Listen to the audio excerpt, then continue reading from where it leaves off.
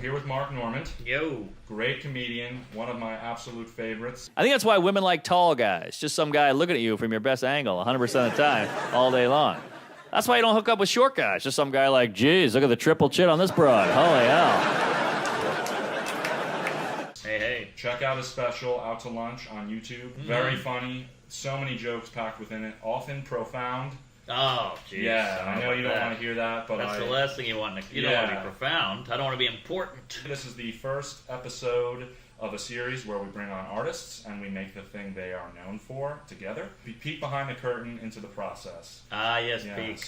Obviously, it'd be sick if people came on and they were like, made their magnum opus right here, but I don't think that is what the beauty of making art is. I think it's cool that, it's a process, and that if this sucks, which I don't think it will, but even if it did, I think that is awesome in itself, because it just goes to show that it is a process. Just sit up a little. Oh, sit up. There you go. Have some respect. Tucker is here. He's our side guy. Tucky. Big Tuck. Nip Tuck. I guess before we even start the process of making a bit, I kind of wanted to ask, how do you start? Like, if you wake up in the morning, you write every day, right? Oh, we're going right in. Yeah. I should write every day. Roy Wood Jr., great comic, he says, when I'm eating dinner, I'm writing.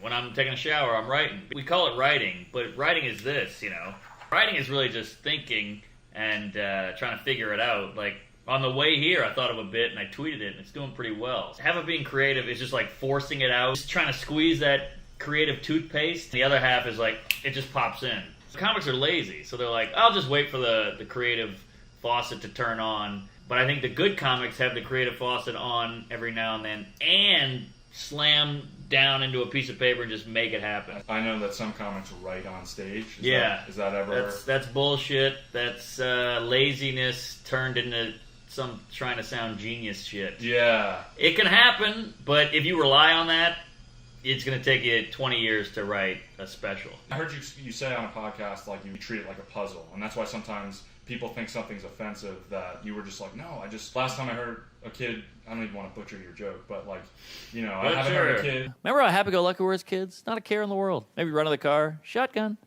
That was like the biggest problem in my life. Shotgun. Yeah, I never see kids doing that anymore. The only time a kid yells it out now is in a classroom. Whoa. And so that for you is just like, shotgun, how can I bring kids nowadays and shotgun? Oh, exactly. School shooter. Connected the word. Shotgun there, there's your joke. And people go, what do you support school shootings? I'm like, no, it's just a word that I used twice. It's so weird. It's so silly. It's like saying, hey, you built that house on an Indian burial ground. You're like, oh, I was just trying to build a house. I didn't know it was this special land. So I took like the Rick Crom Comedy Cellar class. Wow. Yeah. Quit bragging. No, I know, yeah. And I remember, like, he had, like, there was different kinds of jokes and stuff. And, oh, yeah. And so do you kind of have, like, that written down somewhere, like, or just, like, the... I think it's like it's fundamentals. It's like basketball. I don't think they have, the three-pointer, the dribble, the dunk, the behind-the-back pass. You just kind of... It's all in there. Like all intuition or instinct. Or the tools are in there now. It's been so long. You kind of hammer them in. Yeah, like remember you used to play Street Fighter? I'm older than you, but it was I know the A, B, up, down, left, right, A, B, B, A, whatever it was, and then after a while it's like you used to have to like A, B, B, and then after a while you just kind of get it. Like muscle memory. Muscle memory. Amazing. One of the styles of jokes that I really love when you do, and I noticed a lot in the special, was like you'll take one thing and compare it, like what does it share in common with this other thing? Yes. So marriage and anal sex, you compare those. I don't know, I feel like a lot of guys look at marriage the way women look at anal. We're both just like, well, we all knew this day was coming.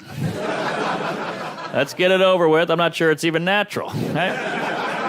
Yeah, marriage and anal sex, dicks and guns, how they're in common. Yeah. Because a dick and a gun are very similar. If somebody pulled out either one right now, we'd all be like, whoa, is that meant for me? Jesus Christ. Well, you notice a similarity, then you go, that's kind of funny that this is the same as this, and we're scared of both. You whip one out in a grocery store, it's scary. Everybody's going to start screaming. And it could be a big gun, could be a little gun, and then I think the ending was, I'm circumcised, so I'm sawed off.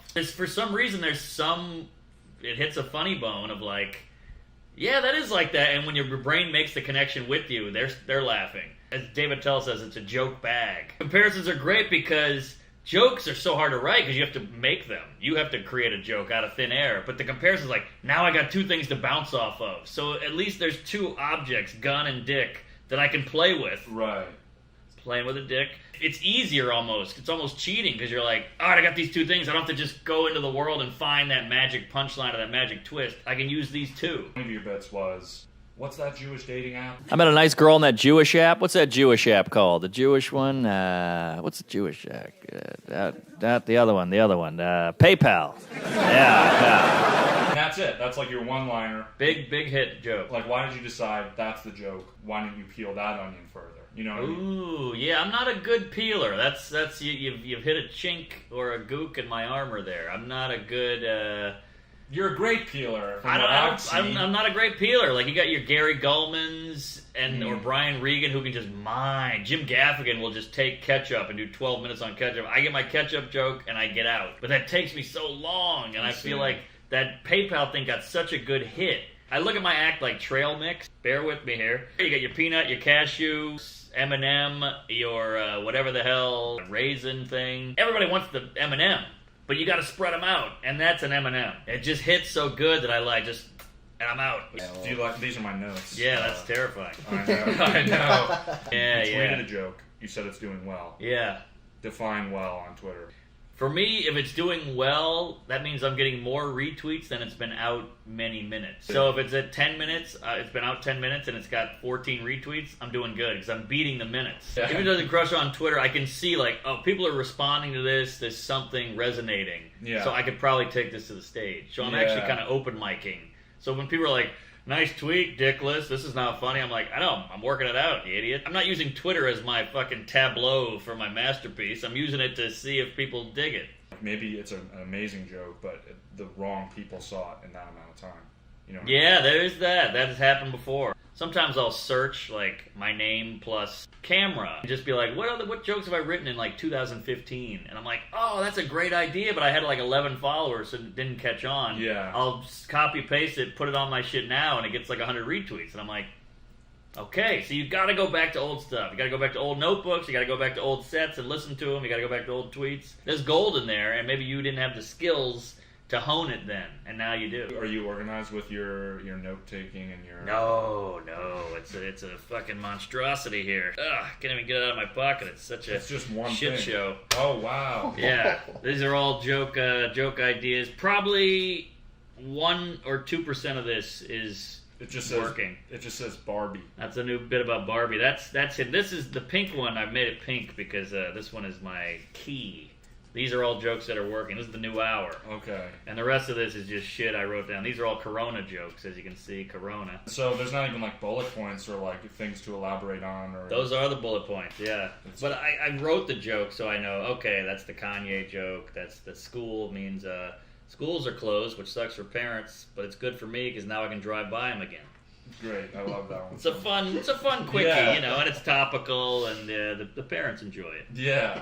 The kids don't like it. It's special. How do you end up committing that to memory, especially when you have as many jokes in that hour as you do? Well, I put out to lunch in May, and that was like I was running that hour for years, and it was getting embarrassing. I'd go to Denver, and they're like, "We heard this hour last year. You know, we like you, but do something else." Yeah, we've seen this shit, which is the problem with jokes. You know, a fucking Led Zeppelin can play Stairway to Heaven in 2040 and everybody will cheer. You know, but this, you gotta have new shit. If I'm being honest, this is like a killer 34 minutes. I need it to be an hour. We're building. And so how long does it take from a joke's inception, such as a tweet or just the general idea, before it's like you usually feel that it's like this joke is ready for? Each one is different. Like, that PayPal thing, I thought of that, you know, while shitting. I tried it, it killed, and it was just in. But that's like a gift from Allah. That's so rare. So most of these take forever, and most of them, I mean, there's so many elements to telling jokes on stage. You got to think of it, then you got to write it at home, then you got to do it on stage. It bombs because you're frazzled. You're going, how the fuck does that go? How did I end that? How did I say it in my apartment? And then it's over and you're moved on. That part is hell. But once you just do that like 5 times, now you've gotten over being frazzled on stage, and you can just say the joke cleanly, but the joke still isn't ready. Now you've just gotten over the nerve part, and now you got to do the joke part, and then take it back to the apartment, rewrite it, and then listen to it. It's a nightmare. That's why The Gaffigan long shit is so impressive. Now, this can't be interesting to the people at home. I think this is sick. Well, the purpose is to show the process of the making. All right, so, all right. You've done comedy, so you have an inkling of interest in this. There's some guy right now loading a gun. He's so bored. I love Louis C.K. stand-up, right? So one of the best of all time. Yeah, and so I'm investing in you personally with my belief system here. And that I think that you could easily hit that level. I think that you're almost there with like this last special in terms of, that's why I said profound. I'm like, that's a really, it's like a social commentary as much as it is funny. Oh, hey, thanks. Yeah, whatever. So if you could have went back and watched a video like this where Louis talked about the process, I mean... That's true. I've listened to every, podcast, interview, audio clip of people, like Seinfeld did one, and Woody Allen did one, all these other guys, so... There's no blueprint for comedy. It's the hardest thing. Like, there's a fucking guitar book written by the Beatles or whatever. You can pick it up and go, oh, this is an A, this is a B, this is a C, but with comedy, there's not much in the learning department, like the training of comedy. Yeah. So that kind of makes it mysterious and elusive and magical, because you gotta just fucking do it, but it also is frustrating. Yeah, like you can't cover another stand-up's material to practice the performance aspect at the very least. I guess you could if nobody caught you, but or if you like did a disclaimer at the mic, like, "Hey guys, I'm going to be doing somebody else's material." Yeah,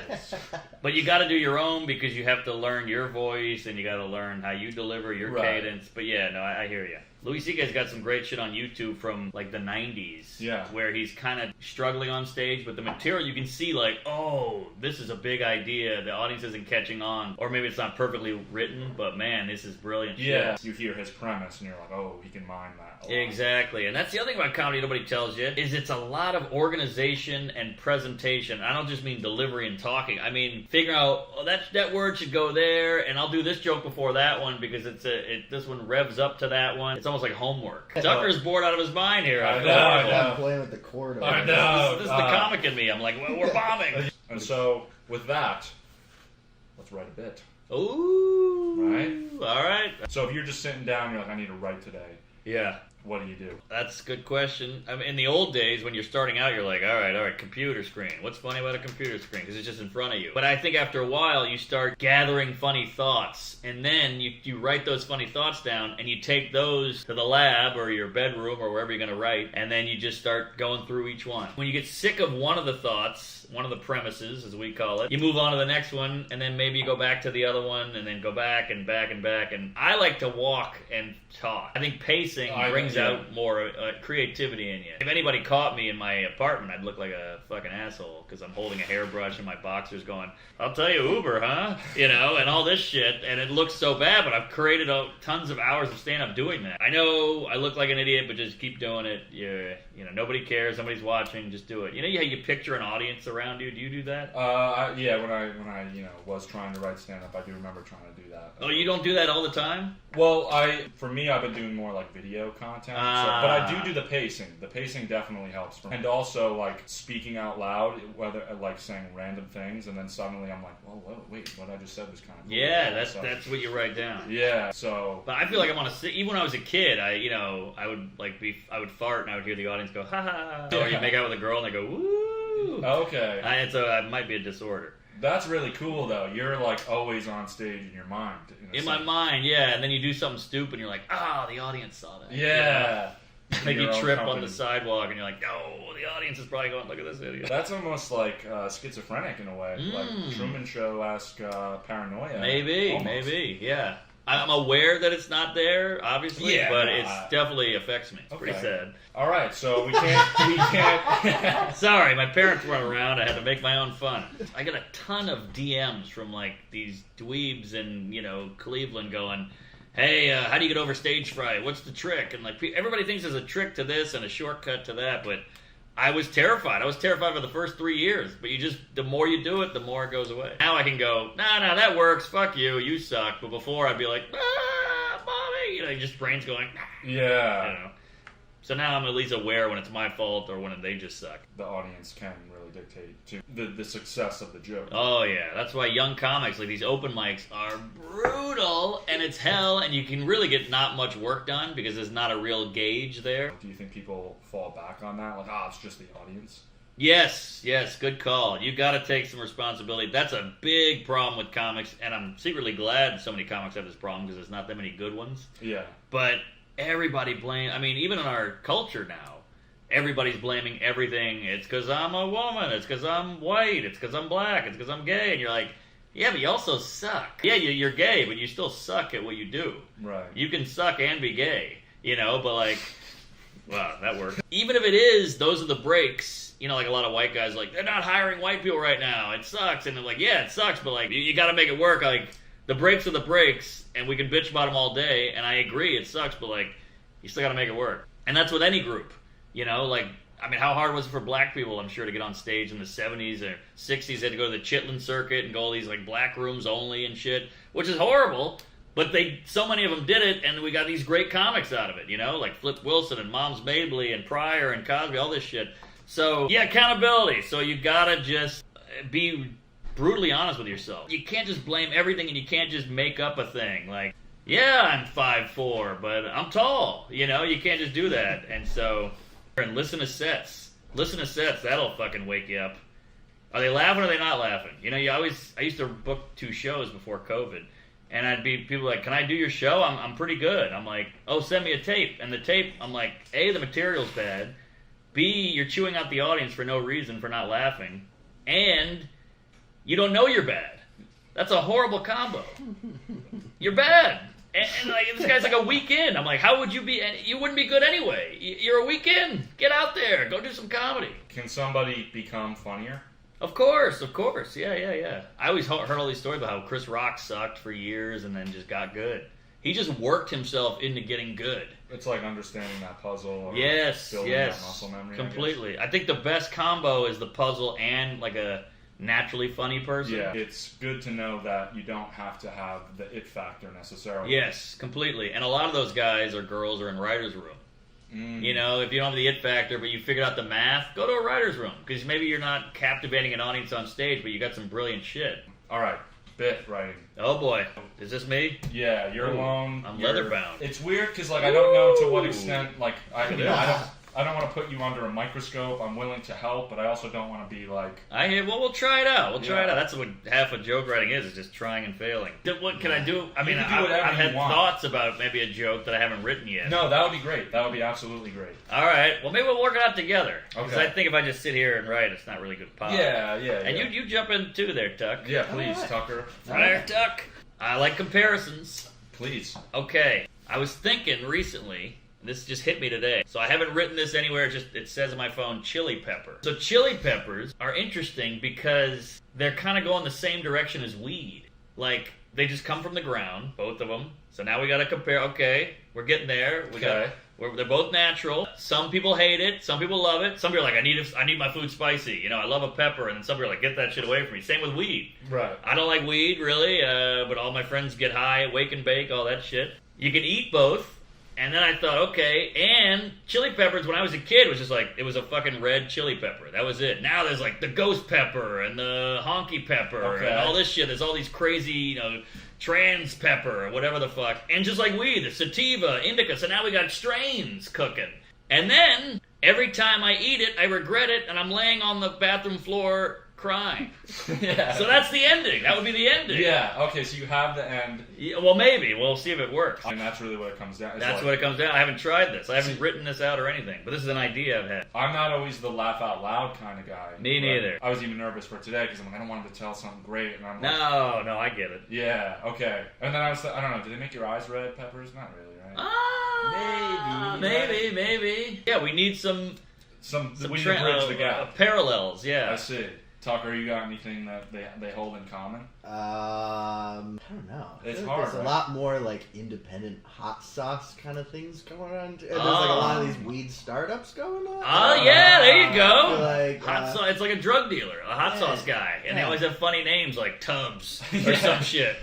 Is there a CBD version of peppers? Ooh, now we're cooking. Is there a CBD? What would be that? Like a mild hot sauce? Like a green pepper? Or like, Yeah, oh, like a bell pepper. Mm. Yeah, it doesn't have spice, but it's still a pepper. Yeah. That's interesting. Okay. Okay. All right, how about this? The craziest ones are from, like, weird places. You know, like, this is that Chilean shit, you know? And that could be either one, you know? How about this guy?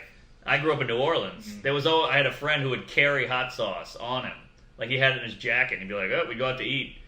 And it's almost like the weed guy who's like, you know, I gotta have my own weed on me. See, there's a lot here. I think we got something here. But here's the tragedy. We could come up with this whole elaborate thing, work on parallels for hours, write it down, have charts going, blueprints, laser pointers, and it could bomb for 10 years straight. And that's the risk you take. Tomorrow, you're going to be in Jersey City. Yeah, I'll try it. Yeah, I'll try it. I mean, it could be horrible, but I'll try it. And that'll be awesome. Equally awesome. Yeah. Equally awesome. That'll be awesome. Yeah, well, because, like, if you could watch the Beatles fail, dude, like, that would be gold information. Well, I'm not. The Beatles is a stretch, but you go hard on yourself. Well, the Beatles. I mean, that's yeah. Let's go with maybe Flavor Flav. All right, yeah, okay. You're Flavor Flav. Yeah, I'm Flavor Flav. And you could even. I feel like you could like. It probably takes the romanticism out of it, but you could just like chart it down. Totally. Here's this, and then you just like. Yeah, no, there's nothing wrong with that. But do you though? I mean, or would you just go on stage with just the words chili pepper written in your Eventually I will. Tomorrow I'm going to go back to the lab and really try to flesh this out. I'll have something stage ready, hopefully. I can just try it at least. Yeah. You know, have some kind of footing on where it's supposed to go. I remember like I'd have like an idea for a joke or something, and I'm like, wow, I could take it in 1,000 different directions. Yeah, and then you're like, which direction do I go with it? That's the worst, because the more options you have, the harder it is to find it. That's why I like the comparison, because I got two, and I'm ping-ponging between the two, and I'm safe. Otherwise, you're out in this fucking ocean of ideas, and you're screwed without a fucking buoy. Yeah. Peppers. Weed. I think that was something. What did you say? Yeah, You had a good nugget, and you had a nugget, and I'm going to write weed, pepper, then line, CBD, green pepper, whatever like you said. Small businesses, upstart. So that'll be in there. I like what you said about the foreign places. Yeah, foreign places. This comes from Venezuela. Right. Some guy brought it on a plane. Right. You could do it with coffee and cocaine, like Colombian. Yeah. You know, like that kind of shit. So. But there is that like final blow of like. Laying on the floor. That's the big tie. Where you're like, oh, that, yeah, and the connection is so strong. Right. And it's funny because you've been there. Yeah. Whether you've been that high or whether you've been that fucked up from a chili pepper, you get it. Like, I think I'm dying on weed sometimes. Exactly. Like, do you really like it the first time you have it? Like, Yeah, are you right. really actually enjoying it? Yeah. Yeah. Maybe you do it to impress a girl. You're like, I can take it. You take a big hit, or you take a big bite. And I like the idea of laying on the floor, hugging your knees, praying to God. You know, because when you're high, you're like, please, God. And when you're eating the pepper, you're like, please stop this, God, you know. So there's a lot there. I think we got some. And I like the idea of like, oh, yeah, chili pepper. It makes the audience go, yeah. I love doing that to an audience where they're like, oh, shit. Especially if it's like a joke that's not laugh out loud. If it's clever still, like you get that applause. Sure. But I like an audible chuckle. Applause is good too, but you want the laugh with it at least. Mm-hmm. Otherwise, we just go up there and go, rape is bad. And they're like, bad. You know what's interesting about rape? Is it's horrible, obviously, and wrong, but it might have made you. Isn't that interesting? For some people. That was your birth was a rape. Like that, you wouldn't be here without rape. So it's this horrible thing. We all can agree you shouldn't do it. It's bad. It's, you know, evil. But without it, you might not exist. Isn't that interesting? And that's fun stuff for jokes. But you'll lose a lot of people at the butt. Rape is bad. Yeah. Yes, you'll lose a lot of people in the butt, but it's also kind of like, gotta see where he goes with this motherfucker. You know, let's see him pull out of this hole, which is what a rapist says. Wow. Yeah. Nice. It's the puzzle piece. It's not like you're genuinely sitting there like, yeah, right. Of course. Obviously, but it's the fact that you could connect the dots and it's like, oh, wow. Yeah, isn't that... but that's an interesting thought. You're like, oh, yeah. Mm-hmm. Yeah, that is interesting. Rape made you. You did that with the fat people. I read a news article about obesity. They said they're thinking about putting microchips in obese people's brains. It shocks them every time they think about food. I was like, if we have that kind of technology, I feel like we should be using that on pedophiles. Right? Why are we wasting that on chubs? I don't care about your candy intake. I'm worried about your candy output. it's that same kind of like, oh, where's he going with it? And I think when you dig that hole super deep and you manage to get out. Oh, everybody's on board with that. I love that. I think they're relieved and funny. You know, that's my favorite. That bit still gets some pushback, and I'm saying we should put shock collars on pedophiles. Why are you mad at me? Yeah. Like, you just hearing pedophiles and like, what the fuck's wrong with you? Yeah, I saw you tweeted about Greta Thunberg. Yeah. Thunberg, and they were like, oh, you can't joke about kids. I'm like, what world can you joke about kids? I know, right? Plus, she's inserting herself into popular culture. Yeah. Like, I commend her, obviously, but you're going to be joked about. If you're Martin Luther King, you're going to be joked about. Exactly. And I don't even remember the joke, but it wasn't like, fuck her. It was just like, she was in the joke. It was, you said warm days in November, or something like Greta Thunberg must have like a bittersweet relationship. Yeah. Something along those lines. With a hot day in the winter. Yeah. Because it's, a beautiful day. Because you're like, man, it's beautiful out, but shit, I'm supposed to hate this. Yeah. You know? It goes against brand. So it's really a joke about that more than a kid. It's comedy's like the one place where you could say things that you shouldn't, you know? And I guess that's why people attack it. Well, that was the other thing. You compared it to, it was alcohol in general. We're kind of in like a weird word prohibition. Can't say this, can't say that. That's why I feel like every now and then we should all go to a politically incorrect speakeasy. Just somewhere we can all go to say horrible stuff and nobody cares. You got no hate in your heart. You don't want to hurt anybody. But if you can't say it there, give us a place you can. Right? You go down some creaky stairs. You bang on a big steel door. The guy's like, what's the password? Retarded. Get in here! All right. It's like the 90s again. You know? Because offensive words, they're like alcohol. Sure, you can abuse it. Sure, you can hurt people. If you do it responsibly, it's a good time. Yeah? Just don't do it at work, don't do it around kids, but go home, close the door, take the edge off. Midget. Right? I don't want to say little people. That's like drinking in O'Doul's. That hit, like, it hit me. I was like, whoa! That was great. Really? Yeah. Oh. It was really good. Good, I'm glad. That joke took forever, by the way. Yeah? I mean, well, I'm playing with fire already. I'm saying midget and retard and all that, Yeah. so, like, already I'm turning people off, and if the joke's not perfect and executed just right, I lost them. Because they're like, this guy's just up there saying retard. But if you nail it, it's like shooting a fucking arrow through a tube. Yeah. It just goes perfectly through and you nail it. You have to be willing to sacrifice humiliating yourself and be hated by this crowd. Yeah. So it's a bitch. But also when you nail it, you said it hit you, and that's all I care about. I'm like, great, I hit some 21-year-old weirdo in Jersey. Yeah. So I'll take it. Is laughter and a good joke? They say it's like unexpected. Like, Yeah. Is that really what makes somebody laugh? You're saying something they weren't expecting. Is that usually? Oh yeah. It's gotta be unexpected, but still makes sense. Yeah. That's the key. Like, why'd the chicken cross the road to get to the other side? And you're like, oh, that makes sense, but I didn't see it coming. I think there's three kinds of jokes. There's recollection, which is like nostalgia jokes that make you go, oh yeah, and you remember back in the day when you had to blow with a Nintendo.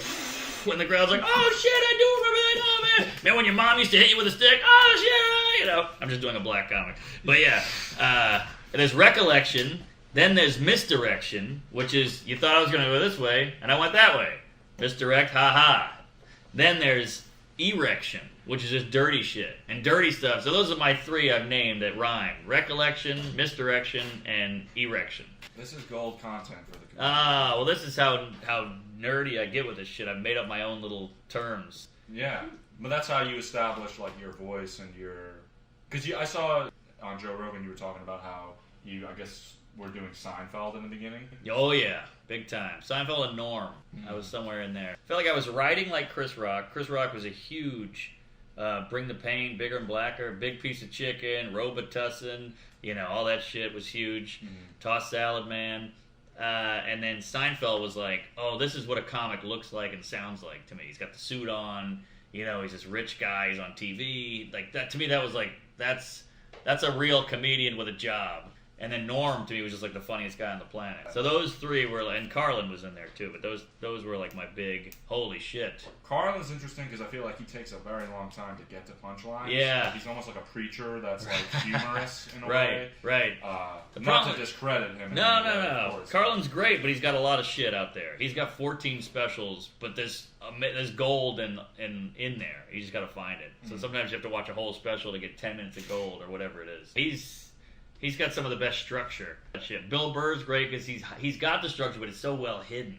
He's just this bald redheaded Boston guy ranting and raving, but it's hilarious because that it's all built perfectly, but you don't notice it because he's just like, folks, I'll tell you what, dude, and that, this and another thing, and you're like, oh yeah, but he's still hitting all the notes. Sorry, I'm geeking out here. No. Great misdirect. This is Jim Gaffigan. I did an open mic. I was like 2008 in New York. I was nobody. It was green. I was a poor loser, pipsqueak, bitch. And I see Gaffigan go up, and I'm like, oh my god, Gaffigan. That's how good Gaffigan is. He would go to open mics. This guy's a fucking, huge whatever. Yeah. And he had this bit, and I hope I'm not stepping on it, but it was, have you noticed every culture has their own ketchup? He's talking about ketchup. And he does this whole thing, and he's like, Italians have marinara.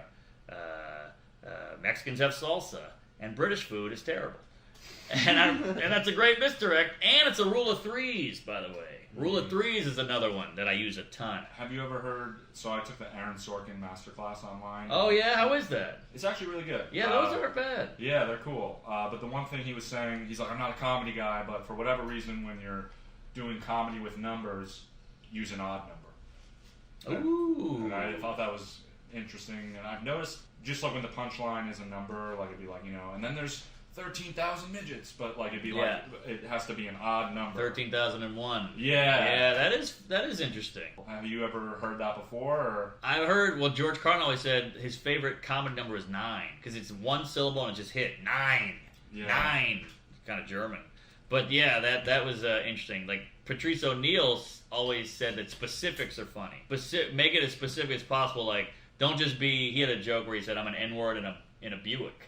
Right. Which is so much funnier than N-word in a car. Buick is hilarious. I don't know why, but it's funny. Buick, N-word in a Buick. First of all, you got the N-word, which is gold, and then you got Buick. That's comedy, that's peanut butter and chocolate right there. We could go all day, but Seinfeld has a bit, and that's why I listen to so much comedy, because you learn. Because again, there's no fucking rule book. There's no training. So Seinfeld's got this great joke that I think about all the time, and this could lead to the pepper thing. He's got a joke about mad cow disease. I love this joke. He goes, mad cow disease. You heard of this? I love that we found a way to blame it on the cow. You guys are crazy. It's not us. You guys are insane. The cow's got to be thinking, and this is where he's makes the big bucks. Cow's got to be thinking, oh, I'm crazy? You guys are eating me. You're wearing me. You're drinking me. At night, you're sneaking up on me and pushing me over. And I'm a little off mentally. Like, come on! That's killer! And it's clean! It kind of reminds me of it just makes me think of the South Park episode where they, basically it's like, everybody's up in arms about killing whales. They're like, how could it be so terrible? And like at the end of the whole episode, the punchline is like, we brutally torture and kill cows and pigs, but we draw the line at whales. Oh, like, interesting. Yeah, so it's just that sort of... That's a great point bit. Yeah. The point is so good, you're like, oh! My fat joke, which this one, talk about taking forever, this probably took a year to get right.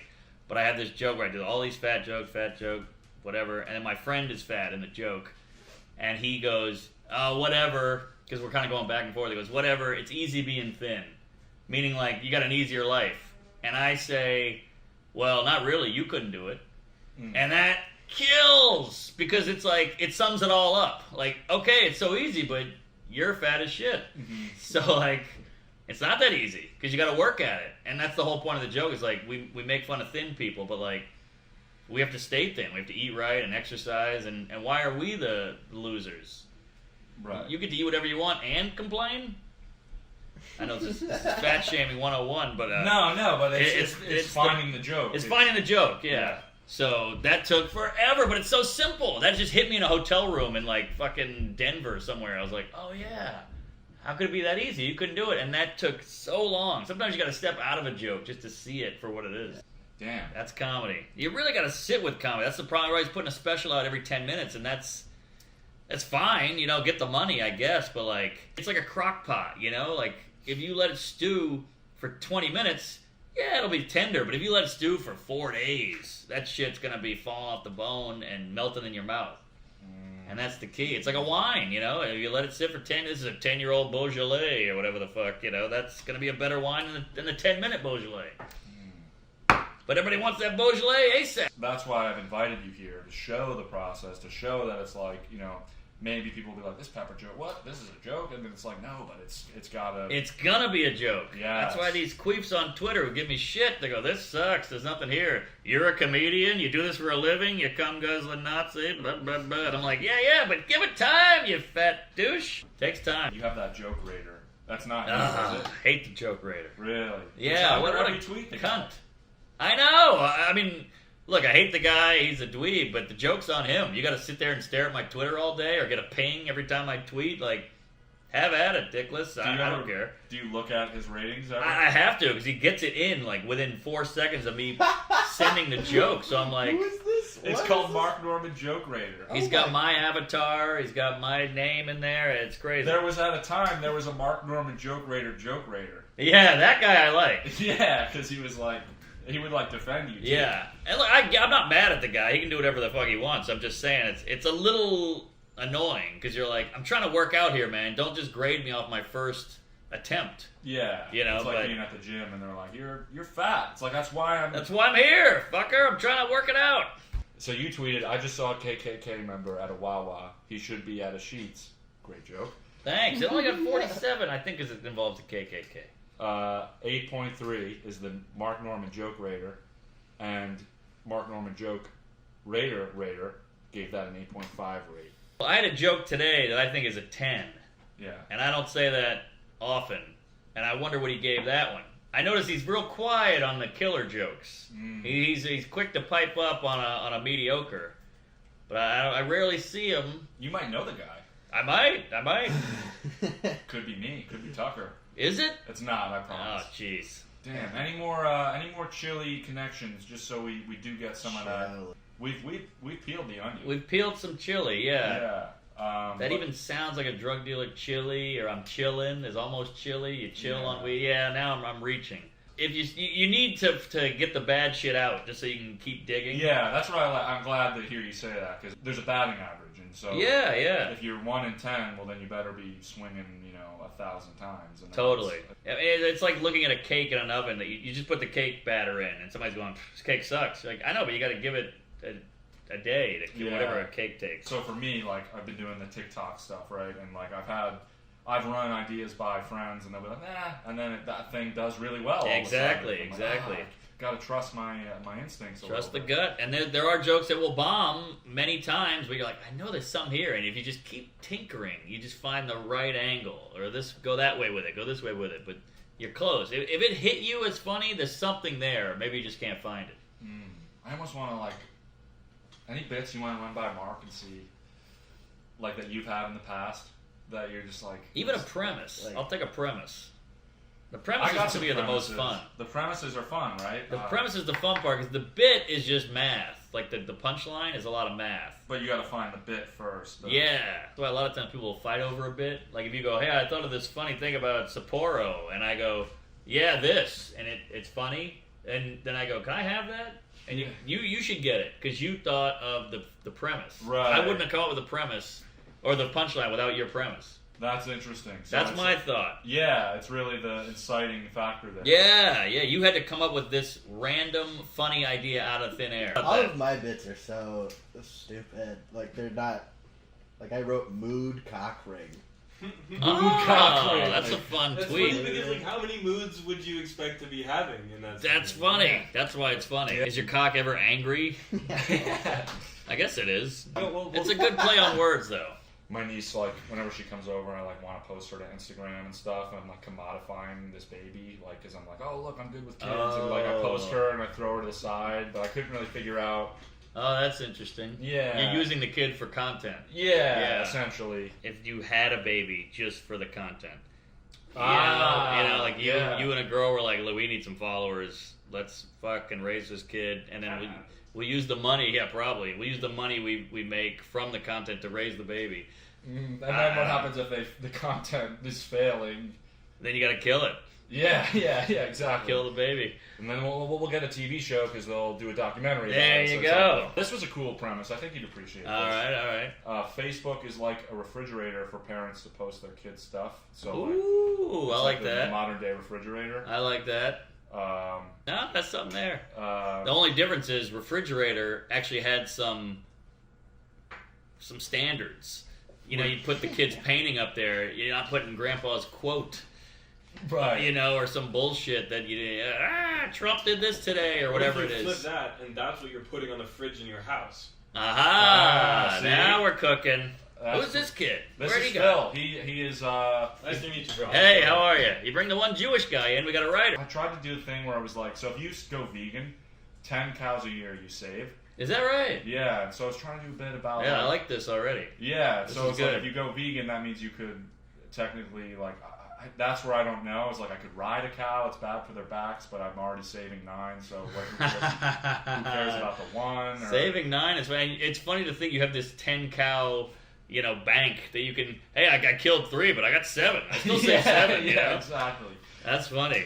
See, I tried this at like Laughing Buddha and stuff, and you know, I see it as bombing because you know everyone's being quiet and there's no joke or punchline there yet. They might Well, be yeah, like, you- premise is there, but You got to don't think of know- that punch. Yeah, But that's funny. cool. That's funny. I like that. The I Beatles. already like it. I John love. Lennon's telling me he likes my song. The Beatles. Yeah. All right, what about this for a premise? I like the cow thing. Thank you. I had an observation that all my laziest friends drink energy drinks. You know what I mean? I'm like, you don't do shit all day. You're drinking a Monster. Yeah. Why do you need energy? Yeah. You're sitting around. You're fucking worthless. I don't know where to go with it, but I tweeted it and it did pretty well. But I think there's something there. It's the nugget. I think it's like, what else do they do that is hypocritical of their lifestyle? Yeah, maybe. Yeah, or you maybe. could go with the energy drink still. Right. I think that's where it comes from before, where we were like, you can have 1,000 different ways to go. Exactly. And, like, figure out the. That's why it's hard. And then there's a joke where you could call them a monster, you know. or Yeah, something like yeah. that. They're chugging Red Bull, they're chugging Monster, they're That's chugging what I wanted to Rockstar. ask you. Because I love like double entendres and stuff. You had like, I think, 2 or you had like one that was like a triple entendre, and then the double entendre. I don't care about your candy intake. I'm worried about your candy output. Priorities, people. Eat all the cupcakes you want. Just don't touch Little Debbie. How did you get to that? When I wrote that, I danced around my apartment. Yeah. Well, Comedy Central had a show at the Comedy called This Week at the Cellar, where you'd have to read news articles. They'd send you articles, and you had to make jokes and then perform it. It was like a kind of a news show kind of thing, with a joke. And, you know, they'd be like, Biden did this and whatever. And one of them was the shock collar. They're making fat people wear a shock collar whenever they look at food. And I said, why don't we make a shock collar for pedophiles? And then I needed a joke. And I thought, Little Debbie is a candy, or a pastry, and a kid's name. Yeah. And a little kid's name. So it just clicked, and I was like, ah! And then I had to piece it all together, and it worked the first time I did it. It was a great feeling. That's so cool. I love that. I guess It's those just are like, rare. I think that's. I feel like the it factor for some people is just like that magnetic connection in their brain where like you obviously have it where it's like. It doesn't seem like I have it because it's so few and far between. Yeah, I'm sure more people, like some people might have it more often. Yeah. Like, but I think it's like something up there connects where it's like Yeah. the brain pathway is like, oh, this kind of overlaps with this. Right. But you gotta have the fundamentals. You gotta do the work and learn how to write a joke and study jokes and listen to jokes. And so I think the monster, like right now, it's like a lesser version of that Little Debbie thing, but it's the same kind of. Same kind of idea. Yeah. Sometimes I look at other jokes. I'm like, how did I write that? Because I'm staring at this Monster energy drink thing, and I'm like, I got nothing. How did I write that Little Debbie one? God, it's tough. That's comedy. It's so fleeting. You know what I've noticed for me is like there's like our friend Rose Kelso. Actually, there's 2 girls in my life that I know that like laugh at everything, and that if I talk to them, something about the laughter just like That helps. yeah, right. Gets the confidence up. It gets you flowing. Yeah. And so do you find like do you do that? Like you find certain people to run it by to. Yeah. I don't have the funny people, but I have like a couple friends who are I have one friend who's like, everything bombs. He hates everything. And then he'll go kill. So I'm like, fuck you. Don't tell him jokes. Don't tell him. Then I have another friend, even if it's not great, he sees that there's something there and we work it out together. And that's the key. Okay. He's a comic. You have a lot of like, obviously, because like now you know a lot of the big guys. Do you ever run it by them? Or? Oh yeah. Totally.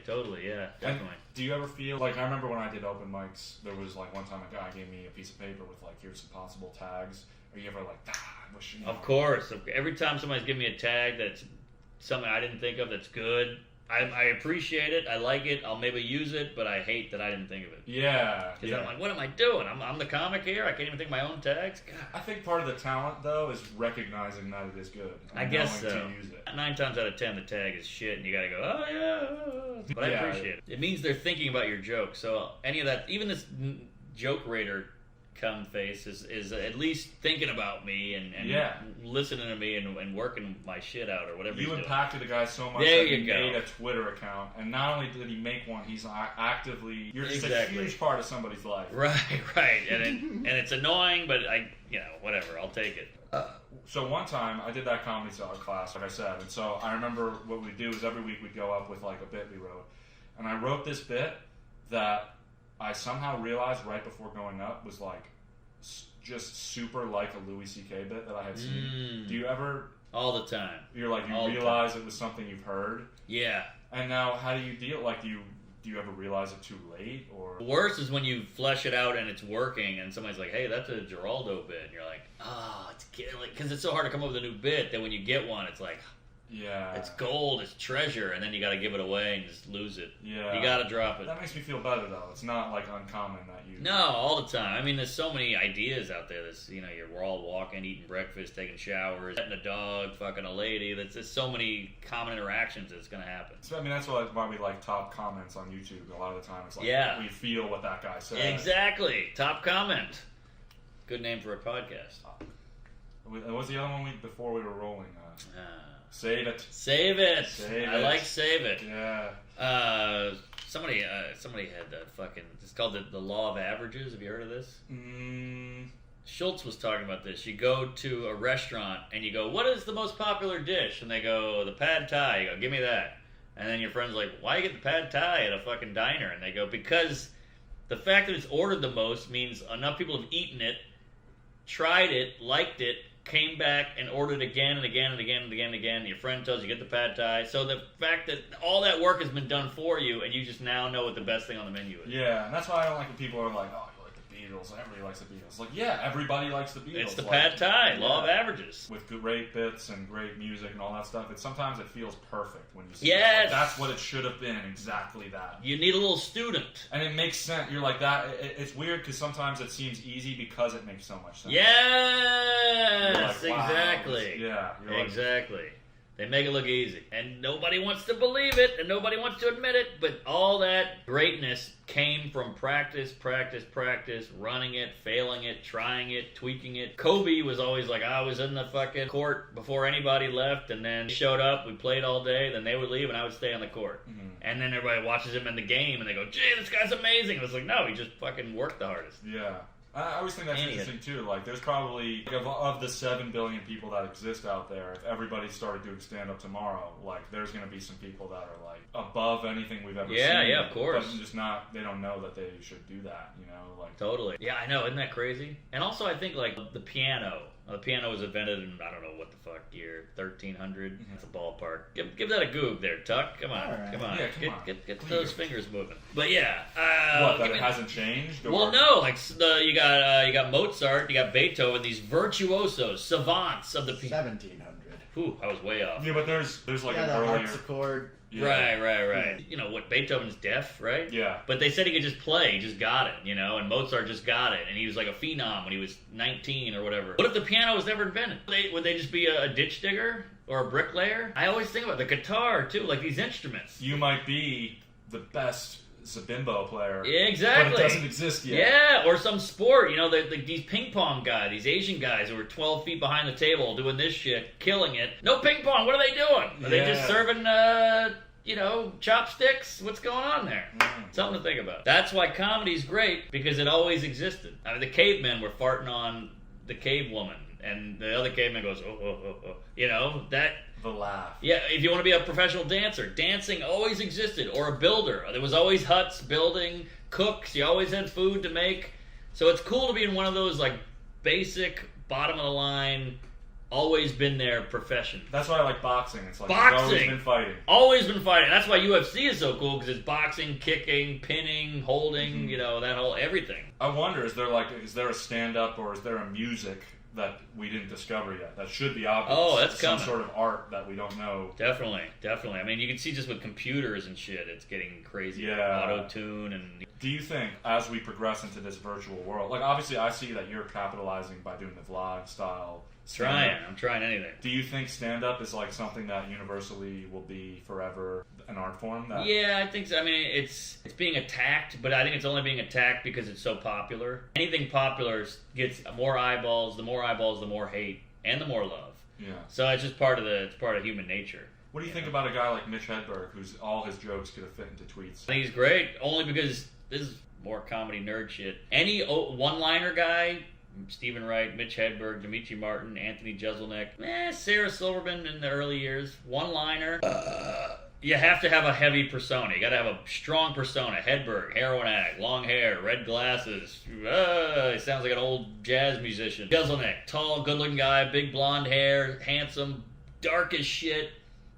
Stephen Wright, monotone, balding, poofy hair, weird look, crazy, still, no energy. You got to have a hardcore persona to sustain attention for an hour. Yeah. So what was the British guy was like, oh, Jimmy Carr. Jimmy Carr. There you go. Yeah. Suit, perfect He knew haircut. that, he knew. Yeah, he's great too. He's great. It's Yeah. not the Jimmy Carr laugh either. Oh. It's like a That's it. Yeah. There it is. That's That's great. gonna freak people out just hearing that laugh with no visual. Yeah. But yeah. So one-liner guy, Hedberg's great. I mean, I'm hungry for 2,000 of something when he's talking about rice. Yeah. That's killer. Nobody thought of that. Yeah. It's so funny.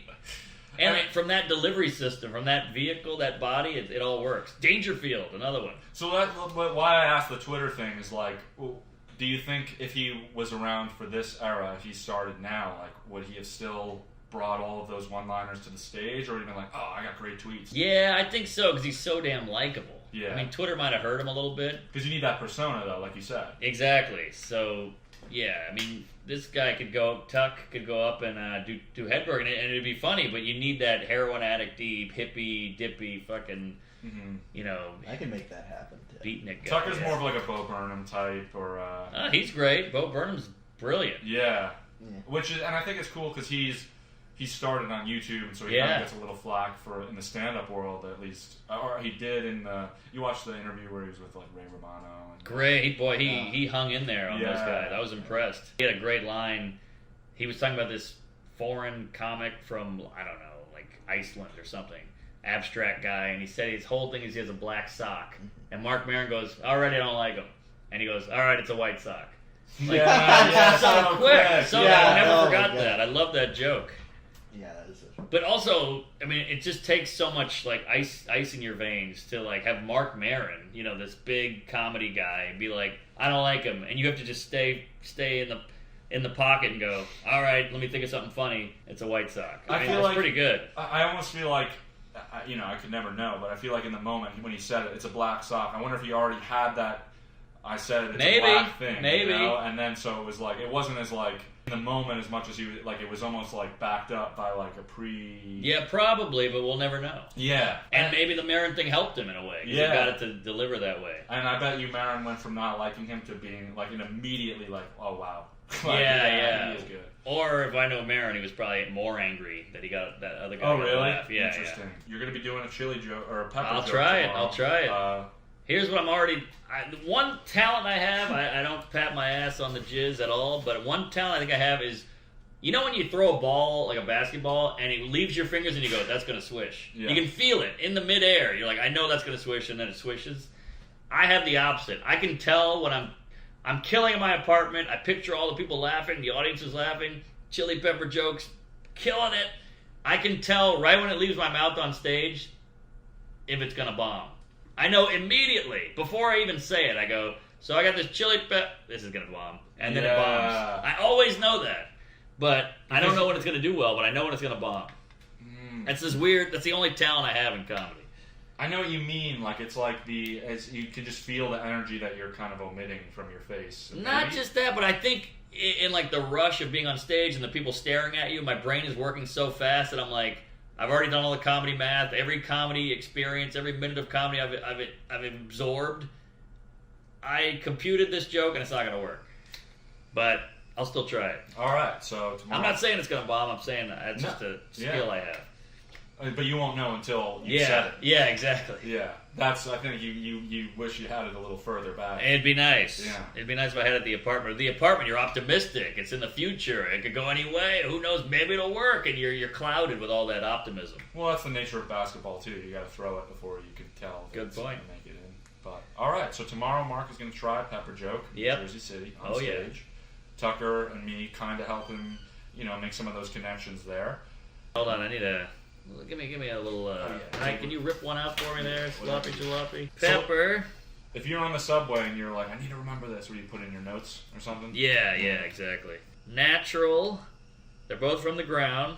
All right. They've both been really modified over the years. Like there was no ghost pepper when I was a kid, and there was no Maui Wowie or whatever the fuck weed is. Sour diesel. Yeah, well, that's a good term. Yeah, now see, we're it's all cooking. the specifics. It's the right specifics. It is. Is that a real weed? Yes. Yeah, oh, perfect. I wonder if this was like banned because I could see in the old days they'd be like, "Duh, chili pepper, it's evil." It seems like something like an old medicine doctor would sprinkle on a lady's vagina when she was a whore. Yeah. You could if you sneak it into somebody's coffee, it'll ruin their day. Try it. I like that. It's a joke. Yeah. I could dose you with liquid weed, or I could dose you with a fucking hot pepper. We can all laugh at your reaction. While he's doing this, please check out his special Out to Lunch on YouTube. Super great. Follow him on Instagram. Shout out to Infinite Youth for letting us film here. Don't they say that's fire? That's fire. About weed? They do. That's fire. That's gas. That's heat. They say that's heat. Do they say that's heat? They say that's heat. Oh, I never heard heat. Let's go burn. Let's go burn! Yes. Let's go burn, baby! Thank you, Bill. Burn, baby, burn. Tentatively, this is called Making With. Today we're making with Mark Normand. It's set in stone now, right? I mean, I filmed it. Making with. Right, is it? Listen, you can. This is the chance to change it. Tell me it sucks. Making with? Right, because the name would have to change every time. What about this? From scratch. Because we're starting with, we got nothing here. We're trying to make a cake or a joke or a song. I like from scratch. But don't use it to be nice. No, I like it. No. All right, and so tomorrow you'll. I'll try it. Yeah, and and you could, I think you'll have to connect some of the dots beforehand. Or There'll be a lot of finagling. Hey, if you want to hear more jokes, go to Twitter, listen to my podcast, Tuesdays with Stories, and praise Allah. And if you want to know what to think of the jokes, you can look up Mark Normand Joke Rater too. We will see you tomorrow in Jersey City with Mark. He's gonna try his bits, and thank you for watching so far.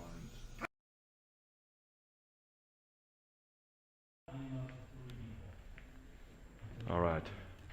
You worked on the chili pepper joke today? A little bit, yeah. I'm nervous, but I have the foundation of it. I got the skeleton of the joke. If we're building a house, I think I got the roof and the porch. And the audience is small, they're socially distanced to hell and back. There's one group all the way on the other side of the room that they're already looking at their phones. They don't even count. Got some people in cushy chairs, which is never a good sign. This could be a nightmare. Vegetable, often baked into a pie. A Grubard is a Jew.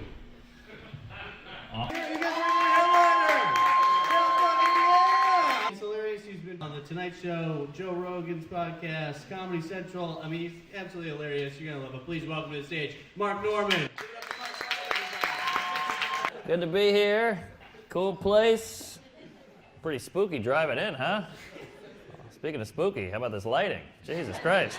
What are we at a Cub Scout camping trip? I'm telling a ghost story, and then the Scoutmaster diddled me. I got a badge. Yeah, weird times, huh? This feels like some Westworld comedy show shit. This feels like an alternate reality. There's a moose head here, sir. You guys were the old guys in the Muppets. I don't know what's going on. This is fake. All right. I check the news every day. It kills me. I feel bad for some guy who wakes up in a coma, like today. He's got to flip on the TV. He's like, oh, there's a Tyson fight. News on Rudy Giuliani. Saved by the Bell reboot. He's like, all right, I woke up in the mid-90s. Cool. Let's watch Jeopardy. Oh, I know. He died. I didn't kill him. Yeah, it's got to be tough. You know, you got to wear that mask out there. I saw a Muslim woman not wearing a face covering. I was like, man, she is really going to get yelled at by a couple different groups. All right. See, I thought that would do worse than the Trebek thing, but apparently that one is still a sore wound. All right. Don't mean to hurt the Trebek. Big fan. I'd love to kiss that little stash. Two things I'm into now is weed and spicy peppers. Yeah. Boy, those have come a long way, haven't they? They're kind of similar. They've gone like the same trajectory. Yeah, they're both like started out normal, not a big deal. Now they're like genetically modified. They got all these crazy strands like fucking purple nurple and Maui Wowie, and the guys who sell it are always very eccentric. And every time I eat one, I'm laying on the floor, hugging my knees, praying to God. All right. New joke. That did pretty well. That was terrifying. Oh, that was brutal. They're so far away. The guy wouldn't stop making drinks, and just that with the everybody's so spread out. It's the opposite of comedy. And I get it. It's a pandemic, but it's hard. I was throwing lobs out there. Just every joke was a message in a bottle. Like, I don't know if that's gonna come back. That's a million miles away. How'd you feel about the pepper joke? Pepper joke did pretty good. Especially in that condition, the pepper joke did pretty good. Yeah. I got it out real shaky. It was a little rough, but I think the idea is strong enough that it held together with some duct tape and gum. Punchline connected, and over time we'll get laughs throughout. A good sign that it already got a couple chuckles, even in that situation. That was tough. So the COVID, it's hurting the black people in New York. Like, black people got hit really hard, which shocks me because black people are so strong. They usually handle illness well. I mean, look at Magic Johnson, he's still going. Right? Hell, he beat Kobe. All right. Unlike him, that joke landed. Oh my God, we love Kobe. You guys smoke dope? Yeah. Weed is tight. Weed is tight? All right. That sounds like an undercover cop trying to sound cool. Oh. Weed is tight. It's lit. I'm not a cop. Weed's gotten crazy. It's got like, when I was a kid, it was like, stems and seeds, and you got a headache, and it wasn't that good. But like, weed and chili peppers are the two things that have really blown up. They're so advanced now. Weed and chili peppers have had the same trajectory. Like they're both from the earth, but they've been genetically modified. There's all these crazy strains. Anytime you meet somebody who grows their own, they're always very eccentric. Anytime I eat one, I lay on the floor in the bathroom holding my knees crying. Okay. I'll take it. These guys, are you guys high? Oh, he's high. Yeah, he is. Well, I get it. You gotta get high when your dad hates that you're gay. All right. We're having fun. And being retarded. Thank you. Have a good night. Comedy.